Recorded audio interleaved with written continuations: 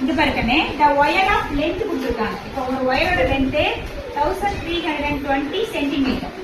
சரிதா? இந்த வயர் நான் என்ன பண்றேன், சர்க்குலர் ஷேப்ல கொண்டு வரேன். இந்த சர்க்குலர் ஷேப்ல கொண்டு வரும்போது அதனுடைய ரேடியஸ் எவ்வளவா இருக்கும், 7 சென்டிமீட்டரா இருக்கும். சரிதா? இந்த லென்த் ஆஃப் ஒயர் 1320.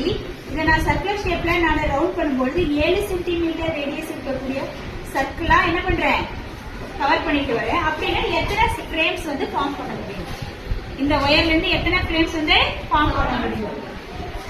என்ன கொடுத்திருக்காங்க, the length of wire கொடுத்திருக்காங்க.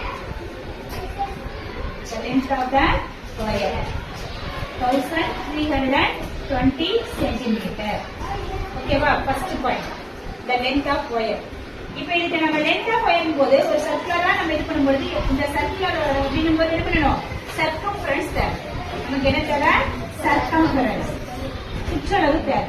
சுற்றளவுக்கு என்ன ஃபார்முலா, 2πr.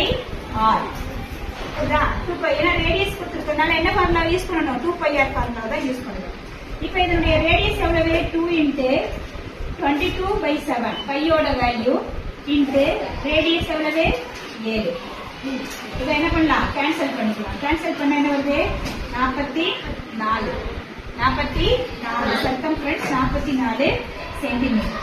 இப்ப 44 சென்டிமீட்டர் இருக்கக்கூடிய சர்க்கிளா நம்ம இதை ஃப்ரேம் பண்ணும்போது எத்தனை சர்க்கிள், நம்பர் ஆஃப் ஃப்ரேம்ஸ் அப்படின்னு கேட்கறாங்க.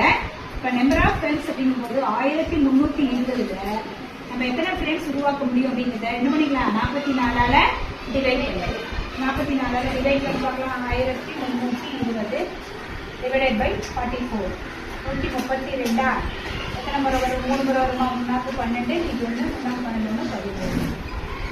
இது எடுத்து வச்சு அடையாளம் கை வச்சு. அப்ப எவ்வளவு ஃப்ரேம்ஸ் உருவாக்கலாம், 30 ஃப்ரேம்ஸ் உருவாக்கலாம்.